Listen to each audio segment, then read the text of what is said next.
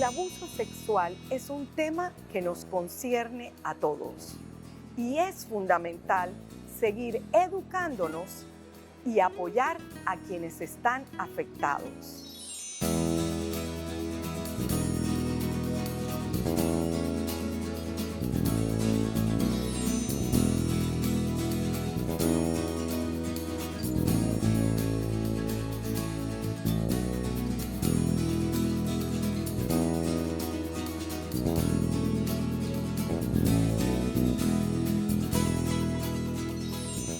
Hola a todos nuestros amigos de Transformándonos. Soy Giselle de la Hoz y hoy nos acompaña la psicóloga Aizaida Batista. Gracias por estar aquí, Aizaida. Hola Giselle, un placer estar en este hermoso lugar y en Transformándonos. Gracias. Y vamos a abordar un tema con sensibilidad y claridad: abuso sexual. El objetivo es comprender la profundidad de esta problemática y conocer a dónde debemos acudir, qué debemos hacer cuando nos vemos enfrentados a una situación como abuso sexual. Aizaida, primero profundicemos qué es abuso sexual. Ok, ¿te imaginas que de 10 mujeres, 7 han sido expuestas a situaciones de abuso sexual? Y de 10 varones, al menos uno ha sido expuesto a lo largo de su vida a formas de abuso sexual. El abuso sexual es una realidad que está en nuestra sociedad, que permea a todas las clases sociales y siempre tiene que ver con una relación desigual de poder, donde una persona más grande abusa o utiliza a una persona más pequeña, sea menor de edad, en situaciones de contenido sexual. El abuso sexual es un delito. Qué interesante lo que acabas de decir, es un delito. Pero el abuso sexual no se da en un solo ambiente. Hay tipos y formas en las que se manifiesta el abuso sexual. ¿Cuáles son esos tipos y formas? Muy bien, nosotros pensamos que el abuso sexual pasa en algunos lugares o con algunas familias. Incluso cuando hemos ido a las sensibilizaciones, la gente dice, no, en este lugar no, pasa en otros lugares. El abuso sexual es invisible, puede estar pasando en nuestra casa y no darnos cuenta. Muchísimas personas en el campo, en el interior, decimos, no, yo me doy cuenta solo con verlo. En realidad es tan invisible que puede estar en nuestro entorno familiar, que es nuestra área segura, y estar pasando situaciones de abuso. Se da en nuestra familia, se da en instituciones, se da en la comunidad en general. No hay un perfil específico para decir las personas que tienen esta característica son abusadores. En realidad, la característica más sobresaliente es que hay una relación asimétrica y está relacionada con el poder. Siempre alguien por encima o más grande que el otro es una persona que puede ejercer en algún momento una conducta de abuso. Se da también en personas que incluyen discapacidad. Es un tema que casi no vemos y estoy haciendo una investigación en ese sentido. El abuso sexual y la discapacidad y las dificultades que tenemos, uno, para comprender lo que está pasando y dos, para poder evaluar la situación de abuso, salvo en los casos extremos. Entonces, hay lugares, no hay un perfil, no hay un lugar específico tampoco y hay un círculo cero cercano al niño o a la niña. Es decir, pasa con las personas más cercanas, con las que la niña o el niño tiene un contacto, tiene un vínculo. Allí se da la condición de abuso sexual. ¿Y qué sucede, o podríamos añadir, que también se da en niños mayores con sus familiares o hermanitos que están en una etapa, diríamos que están en otra etapa del desarrollo? ¿Se da en esas situaciones? Sí, claro, el abuso sexual se da incluso desde bebés o atender niños de meses, niños de 1 año o 2 años con infecciones venéreas, por ejemplo, que es visible el daño que ha sufrido producto del abuso sexual. E incluso las madres o el cuidador dicen, no, fue porque no hubo una buena higiene y por eso tiene una infección venérea. O sea, me dejas interrumpir ahí. Entonces, en muchos casos, no detectan que es una situación o miramos hacia un lado. Sí, claro, es que no es lo más normal, honestamente, que en la familia pensemos que eso no nos está pasando, porque ¿cómo me puedo aceptar que mi esposo o mi pareja abuse a mi propio hijo? Entonces también me pone a mí en ese lugar de protección que no lo estoy haciendo correctamente. Nosotros socialmente respondemos con más sensibilidad cuando entendemos que son niños pequeños o niños menores de 12 años. Nosotros entendemos que están siendo abusados y la sociedad entiende que estos niños están siendo abusados. Todos nos sensibilizamos con mayor frecuencia en ese sentido.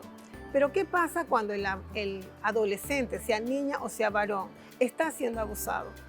Nosotros, la sociedad, también los culpabilizamos o tendemos a pensar que ellas eligen y que ellas escogieron esa situación. Pensemos en el ciclo del desarrollo. Los niños hasta los 12 años mayormente no tienen su ciclo psicosexual desarrollado, es decir, están prepúberes. Pero cuando llega la adolescencia, la parte biológica del cuerpo que empieza a segregar hormonas sexuales también se despierta. Es natural que las niñas o los niños en la etapa adolescente sientan inquietud sexual. No significa que están buscando tener relaciones sexuales. Solo tiene el llamado propio de la naturaleza. Es el adulto o la persona más grande con mayor madurez el que tiene que poner un límite y saber que con los niños ni con los adolescentes se pueden mantener relaciones sexuales. Aun cuando en la inmadurez del adolescente, esta puede decir, yo estoy enamorada y quiero. La ley siempre va a seguir protegiendo al adolescente porque no tiene la madurez y en su ciclo de desarrollo aparece que es natural en ese momento tener inquietud sexual. Es natural, está en su propio proceso de desarrollo. Zaida, pero también hay una situación que se está dando de abuso sexual a través de la virtualidad, de redes sociales. ¿Qué nos puedes hablar? ¿Qué nos puedes ampliar acerca de esto? Bueno, es una realidad que debe preocuparnos a todos. También es una necesidad el tema de conexión. Entonces, aquí me gustaría también hacer énfasis que hay varios tipos de abuso. Tipos de contacto físico, tipos sin contacto físico. Y dentro del tipo sin contacto físico entra el tema de la pornografía, por ejemplo. El tema de las conversaciones eróticas que puedan tener los niños o las adolescentes con personas incluso desconocidas. Esta es una realidad que enfrentan nuestros niños. Yo he atendido pequeños desde 5 años incluso que te aceptan que están conversando con personas desconocidas o que están accesando a pornografía y sus papás no lo descubren porque el niño se encuentra en su casa, en su área segura y los papás se encuentran haciendo trabajo para poder sostener. Entonces, esta es una cuestión que nos invita como padres de familia a revisar cómo es mi comunicación. ¿Qué estoy haciendo con mis hijos cuando estoy en casa? ¿Cómo puedo prevenir en mi ausencia las conductas de riesgo que naturalmente los chicos van a enfrentar? El tema no es que no hayan conductas de riesgo.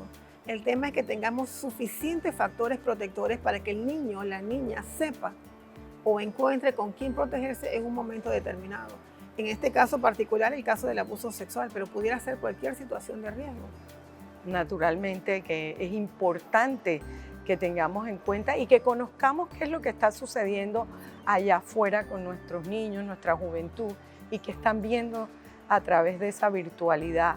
Lo que nos lleva a entender que en ese abuso sexual hay unas implicaciones, hay unos efectos que puede tener a mediano, a corto plazo o a mediano plazo. ¿Cuáles son esos síntomas que podemos ver y cuál es la secuela que puede tener esos menores cuando atraviesan un abuso sexual? Bien. El abuso sexual es invisible, es decir, nosotros no podemos saber si alguien está siendo víctima de abuso sexual con solo mirarlo. Cuando iniciamos, empecé a hablar de 10 mujeres, 7 han sido expuestas a abuso sexual.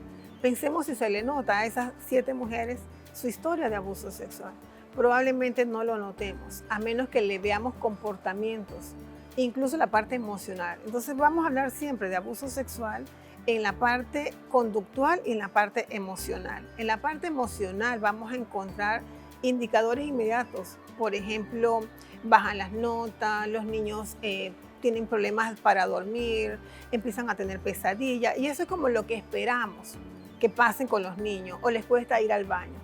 Pero hay niños que no tienen síntomas inmediatos a la condición de abuso y la gente pensamos que si no hay un síntoma visible no está siendo abusado.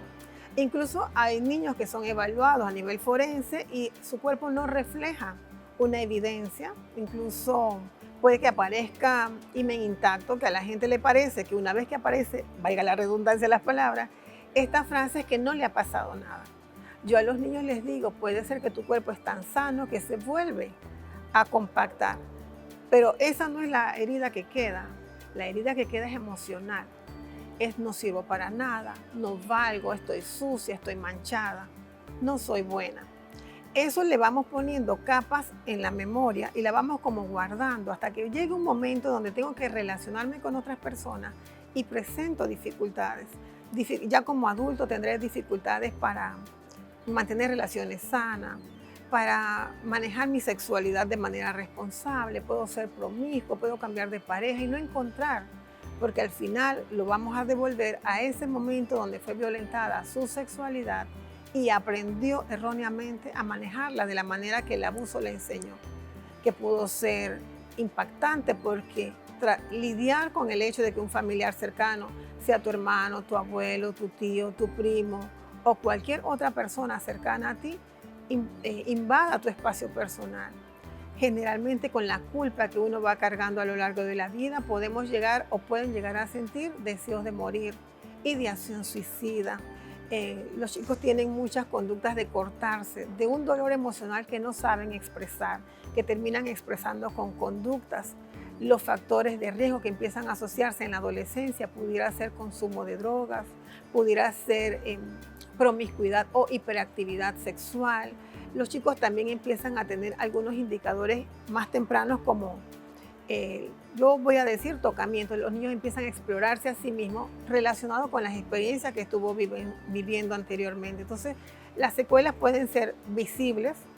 Es más fácil para las personas ver una niña embarazada y decir, es que ella quiso, a pensar, esa niña ha estado siendo abusada y probablemente la expresión más grande del abuso es un embarazo. Sin embargo, no estamos listos para decir, ha sido abusada, porque tendríamos que mirar quién fue. Y cuando decimos quién fue, puede ser cualquiera de mi propio sistema familiar. Entonces nos cuesta reconocer que alguien en mi casa pudo estar tocando. Ahora, aquí la experiencia en el trabajo con víctimas de abuso sexual nos lleva a concretizar que si un niño o una niña está siendo abusada en un sistema familiar, debemos revisar, porque en su árbol genealógico, es decir, en la historia de la familia, alguien ya ha vivido abuso sexual y lo hemos normalizado. Puede ser la hermana, puede ser la tía, incluso puede ser en el nivel de la abuela. Alguien en la familia ha vivido abuso sexual y lo normalizamos. Y por eso callamos muchísimas veces, porque entendemos que nos bañamos y con el tiempo todo queda normal, como estaba antes. Me quedo extasiada escuchándote de todo lo que nos brindas, pero vámonos a una pausa y regresamos con aquellos recursos que necesitamos darle al individuo, a la familia e inclusive a las comunidades, porque muchas veces nos quedamos señalando, juzgando, pero esa no es el camino. Necesitamos ayudarnos, necesitamos proteger a nuestros niños, adolescentes y a nuestras familias.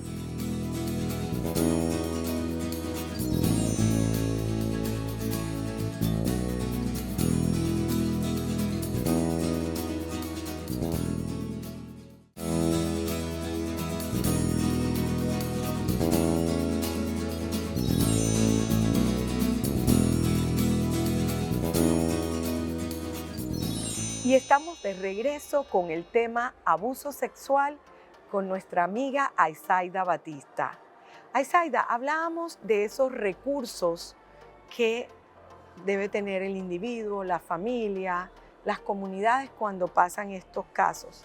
Sin embargo, hay un tema importante que cuando sucede en el entorno familiar, estas situaciones se entra en negación, en resistencia. ¿Cómo se puede abordar esta situación? Giselle, me gustaría decir primero que el niño o la niña abusada es una persona vulnerable. Algo en su dinámica, algo en su desarrollo lo ha hecho más vulnerable. La familia tiene que detectar qué es lo que hace vulnerable a un niño versus el resto, porque le puede pasar solo a uno. Y la familia va a decir, pero a nosotros todos no nos ha pasado nada porque a él está inventando. Es natural que digamos eso. Entonces hay que encontrar la vulnerabilidad de ese niño. Puede ser que se sienta menos querido, puede ser que se sienta menos cuidado, puede ser que haya estado enfermo. Hay que encontrar exactamente qué es lo que lo hace más vulnerable que el resto. Lo otro es que cuando hablamos de recursos, este niño ya viene con una vulnerabilidad. Es decir, él probablemente se va a sentir responsable o culpable de las situaciones que están pasando. Él naturalmente va a tender a sentir, es mi culpa y debo decir la verdad. Es decir, debo cuidar a mi familia, a mi hermano, a mi tío, a mi abuelo. Porque como yo no soy tan buena, no me lo van a creer. Entonces, vamos descubriendo que este niño probablemente, si no se lo hemos enseñado, no tendrá muchos recursos. Entonces, tendríamos que trabajar en fortalecer ese ser de la edad que sea que tenga para que él sea capaz de sentirse merecedor de cosas buenas y poder diferenciar esa afectividad sexualizada que ha estado experimentando versus el afecto natural. Entonces, trabajamos con el individuo en sus propias capacidades. Y lo otro es trabajar con la negación del sistema familiar es tal vez de las tareas más difíciles. Es natural que la familia diga no, porque es tu esposo o es tu papá o es tu hermano más grande. Y en el inconsciente colectivo nosotros tenemos presente que no es correcto. Yo siempre le digo a los chicos y a las chicas, a ver, lo que te estaba pasando, ¿pasaba en la sala frente a todos? No, era un lugar escondido u oscuro. Es decir, esa persona sabía que lo que estaba haciendo no era correcto. Por ende, el niño tiene que aprender que eso que estaba pasando no es su responsabilidad. Mire que no hablo de culpa, sino de responsabilidad. En la familia también tenemos que trabajar con esa negación que primeramente es un mecanismo de defensa. Pero cuando hacemos psicoeducación, le mostramos al familiar que algunas conductas asociadas al abuso tienen que ver tal vez con niños menores de edad solos o con niños, con personas adultas o con pobre comunicación en la dinámica o el sistema familiar. Hablamos en psicoeducación también del ciclo vital, es decir, los niños hasta los 8 años están en una etapa de latencia, es decir, su preocupación y su interés mayormente es jugar. Puede ser incluso que nos abracemos o se abracen o toquen, pero sin intención sexual. En el mismo ciclo de desarrollo, el niño entra en la etapa de la adolescencia. Aquí hay una experimentación de la sexualidad distinta. Se vuelve más genital. Es natural también, pero eso no lo hace culpable. Entonces, hablar de recursos es ir también con el niño a decirle, poco a poco, progresivamente, tienes que descubrir tu propio cuerpo. Saber que no hay un cuerpo, una parte privada. Reconocer que todo tu cuerpo es privado. También puedes enseñarle al niño que no le toca a él solito decir no, porque es el otro el que tiene que decir no, con los niños no. Entonces al niño le vamos a quitar la carga de es mi responsabilidad decir que no me toque. En mi casa tenemos que empezar a decir, en mi casa los niños no se tocan, ni entre sí ni otros. Es decir, empezamos a crear una cultura de respeto y de valor a lo niño, a lo femenino, a lo masculino. Ahora imagínate, Giselle, ¿qué pasa cuando una persona lo dijo a su mamá o a su papá y no le creyeron? Tú te creces con esa herida de no soy confiable. ¿Cómo puedo tener después una relación sana si en mi inconsciente, en esa estructuración de mi propia personalidad, yo aprendí a temprana edad que no soy confiable, que no soy digna? Entonces, cuando hablamos de crear recursos, es trabajar con el autoconcepto de esa persona y del sistema familiar, porque la personalidad se desarrolla en parte por su contexto. Sin embargo, siempre vamos a recomendar ir a los centros de salud más cercanos en las comunidades donde solo existe centro de salud. A los niños les vamos a decir, hable con un familiar y le decimos, si no te cree, habla con otro. Dile a tu mamá. Si tu mamá no te cree, díselo a tu abuela. Si tu abuela no te cree, díselo a tu tío. Es decir, dile a alguien que te crea porque siempre va a haber alguien que le va a resonar la información. A veces necesitamos que nos confirmen las historias. No se necesita la comprobación legal del hecho, es ante la sospecha de un abuso, porque habría que ver por qué en la mente de un niño ronda el tema del abuso o la sexualización afectiva, porque tal vez está siendo expuesto de alguna manera. Entonces las comunidades cada vez más hemos ido creando conciencia. Tenemos que decir, Giselle, que el tema del derecho de niñez fue una deuda pendiente por siglos. Ni la legislación ni las comunidades teníamos claro que los niños eran abusados. Es simplemente cosas que le pasaban a los niños y era natural de alguna manera. Todavía hoy en este siglo tenemos esos resabios y decimos, le pasa a ellos porque es una cultura. De alguna manera vamos aceptando que a las niñas, por ejemplo, de lugares indígenas o de comunidades más rurales o empobrecidas, le pasen cosas. Entonces tenemos que ir creando esa conciencia que a finales del siglo XX la gente empezó a despertar y a decir no. En Arraiján tenemos una clínica que oferta el servicio psicológico y de orientación legal a muy bajo costo. En Panamá también a nivel de la provincia hay instituciones o fundaciones que ofrecen el servicio. En las provincias, tal vez las más distantes, haya menos posibilidades, pero siempre existe la posibilidad de pedir ayuda. Se lo puedes pedir a tu maestro, se lo puedes pedir a la iglesia donde te estés convocando, se lo puedes pedir a personas de la comunidad que te escuchen. Y que Panamá Oeste en particular es la tercera provincia con mayor casos de denuncia en el tema de delitos sexuales. Entonces, para Panamá Oeste tiene que ser una alarma roja, una bandera roja. Y quiero, Zaida, antes de terminar, que hablemos un poco de la labor que llevas dentro de la clínica de Tu Dignidad Vale, porque es hermoso ese nombre, esa dignidad, porque cuando tenemos un abuso sexual sentimos que nuestra dignidad ha sido no respetada y que tanto debemos luchar porque esa es la esencia de nuestra existencia. Mire qué hermoso, porque cuando hablamos de Tu Dignidad Vale como clínica, esta clínica surge en el 2006, es decir, ya está siendo mayorcita de edad y hemos impactado a más de 700 víctimas en procesos terapéuticos. Hemos ido a más de 25,000 estudiantes a nivel de Panamá Oeste. El año pasado estuvimos yendo a provincias también en el tema de sensibilizar y prevenir el abuso. ¿Cómo lo prevenimos? Con información, con hablarle con claridad a los niños que su dignidad no tiene precio y que ellos también pueden aportar en ese autocuidado. Es ir haciéndolos corresponsables de su propio cuidado acorde a la maduración que tiene cada niño, porque sí pueden, claro que sí. Y lo otro, bueno, en la clínica Tu Dignidad Vale hemos atendido niños de 1 año, es la población más bajita que hemos tenido en pacientes, 1 año hasta 17 años con 11 meses. Hemos atendido niñas, hemos atendido niños, hemos atendido adolescentes. La población masculina es otro tema que tenemos pendiente como sociedad. ¿Por qué? Porque culturalmente le enseñamos a los varones que los hombres no lloran, que los hombres son conquistadores. Y esas conductas lo que hacen es camuflar de alguna manera situaciones relacionadas con abuso sexual.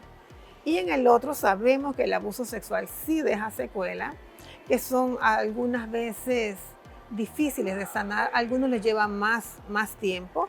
Hay experiencias de abusos totalmente traumáticas o dolorosas o exageradamente violentas. Trabajamos con la recuperación a nivel de tratamiento y trabajamos con la prevención. Tu Dignidad Vale no tiene distinción. Hemos atendido personas con recursos económicos, personas sin recursos económicos. No tenemos distinción en preferencias o ideologías políticas o ideologías religiosas. Puede accesar cualquier persona. La única condición es que tenga una historia o sospecha de abuso sexual. Ahora bien, no basta solo la ayuda psicológica, porque queda el pendiente de nadie me creyó y lo otro es la justicia. Entonces, paralelamente en la clínica Tu Dignidad Vale se atiende la parte psicológica y un asesor legal les orienta en el tema de la denuncia. Pero lo que buscamos es, más allá de la condena, porque los niños dicen, yo no quiero que metan preso a mi papá, yo no quiero que mi abuelo esté preso, y lo podemos entender. Pero más allá de esa condena, nosotros queremos sanar la parte emocional, la parte humana de ese ser humano que ha sido lastimado. ¿Por qué? Porque él tiene derecho a un proyecto de vida sano, donde pueda tener relaciones sanas, familia sana, hijos más sanos. Y es la forma de romper ese ciclo de violencia sexual. Gracias, Zaida, por esta información tan valiosa. Seguimos aprendiendo y nos vemos en una próxima edición aquí en Transformándonos. Soy Giselle de la Hoz.